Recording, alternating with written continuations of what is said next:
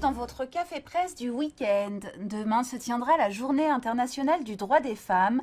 La presse leur rend hommage cette semaine avec un peu d'avance.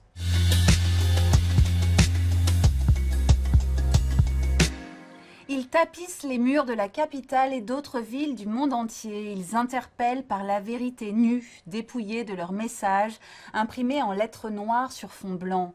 Elle le quitte, il la tue. On ne naît pas femme, mais on en meurt. Silence, on viole. Ces collages dénoncent depuis plus d'1 an et demi les féminicides et violences faites aux femmes.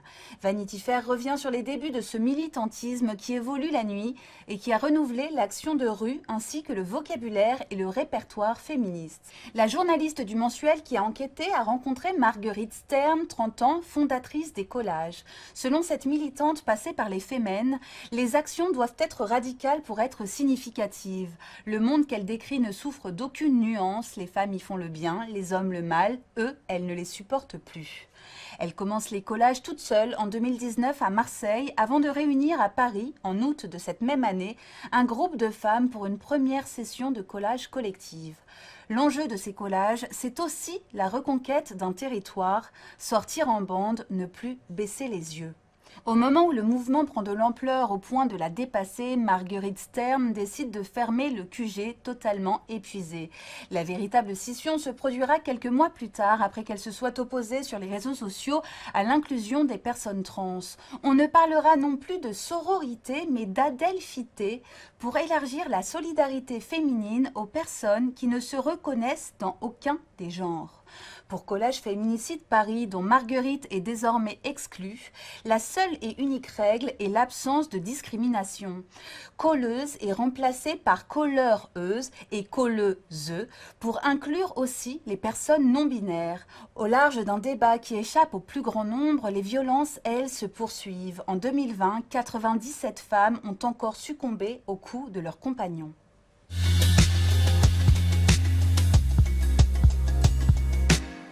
Engagée, décalée, Marina Foïs est à la une de Paris Match. À l'hebdomadaire, l'actrice qui sera la maîtresse de cérémonie de la prochaine soirée des Césars prouve une fois encore qu'elle n'a pas sa langue dans sa poche. Sexisme, botox et confinement, Marina Foïs se lâche, fidèle à la liberté de ton qu'on lui connaît, à sa liberté tout court. L'an dernier, elle fut à l'origine d'une tribune publiée dans Le Monde contre la gouvernance des Césars. Désormais, la direction est strictement paritaire, on vote pour un homme et pour une femme. L'autre gros chantier, c'est d'élargir le collège des votants, puisqu'il est encore composé à 64% d'hommes, explique-t-elle. Elle confie avoir le trac à l'idée de présenter cette soirée. J'ai peur de ne pas être à la hauteur, mais les Robins des Bois m'ont appris le plaisir du bide, relativise l'actrice. Interrogée sur la crise et ses conséquences sur la culture, elle fustige. Séparer le monde en catégories essentielles et non essentielles est atroce, imbécile et dangereux.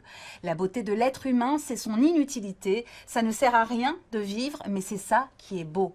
Sur son métier d'actrice et le fait de vieillir, elle assume certains paradoxes. Si elle accepte la nudité et les rides apparentes à l'écran, elle les évite à tout prix en photo.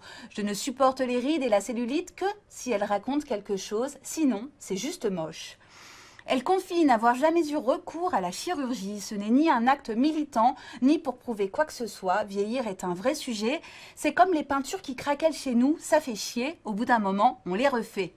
L'art de la formule, toujours. C'est pour ça qu'on l'aime et qu'on a hâte de la retrouver vendredi prochain sur Canal+.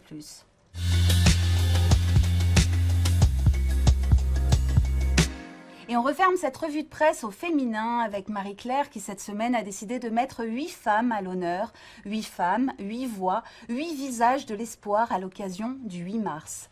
Parmi elles, l'actrice Juliette Binoche, la chanteuse Loose and the Yakuza ou l'écrivaine culte Annie Ernaux. Culte parce que depuis 1974, cet auteur construit une œuvre puissante où s'entrelacent les questions de l'intime, de la justice sociale et des droits des femmes, et qui résonne aujourd'hui par-delà les frontières et le fossé des générations. Le message qu'elle tient à faire passer aux hommes, qu'ils ont tout à gagner à ce que les femmes soient leurs égales, et aux femmes, ne jamais rien laisser passer. Ne laissez pas passer l'occasion de découvrir, si ce n'est déjà fait, l'œuvre de cet immense auteur. Bon dimanche et à la semaine prochaine.